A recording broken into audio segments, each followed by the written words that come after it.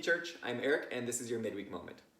As you can tell, I'm wearing my Dallas Stars hockey jersey. This is the Winter Classic jersey, which is the one that they wore when they played outside in Dallas. It was a pretty cool game. And tonight they're playing in Game 3 of the Stanley Cup Finals. And so if they win this series, they win the whole thing, right? That hasn't happened for like 20 years, so it's a great time to be a Stars fan. But what I want to talk to you today is about something that is even better than wearing the Dallas Stars jersey right now. And that is, are you clothed with the image of Christ? Right? Because sometimes it feels in life like we're just kind of going through the motions, right? We can feel frustrated, we can feel angry, we can feel tired, we can feel worn out. The really cool thing about, jerseys and going to games is when you put on that jersey, it doesn't matter what your day was like.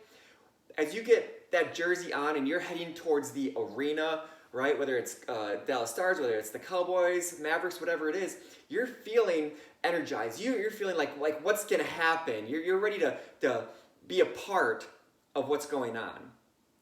And the same is true, but even on a much greater and a much more bigger and eternal scale when it comes to Christianity, right? And so the Bible talks about that. Job says in Job 29 that he puts on righteousness, right? It clothes him like justice was his robe and his turban.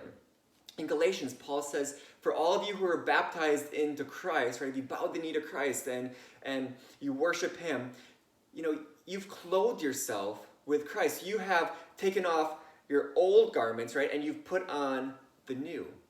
In fact, in Colossians 3:12, it says, so as those who have been chosen by God, holy and beloved, which is what you are, right?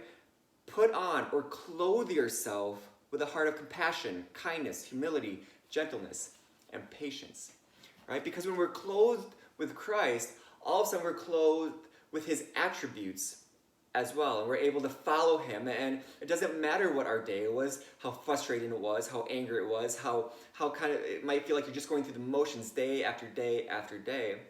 When we are clothed with Christ, something changes, and there's that excitement. There's that kind of possibility of what's going to happen next. And that's a pretty cool way to live. But again, sometimes it can just kind of feel like we get off track and we just start existing rather than really living. And so today, this message is for those of you who you just kind of feel like you're going through the motions of life.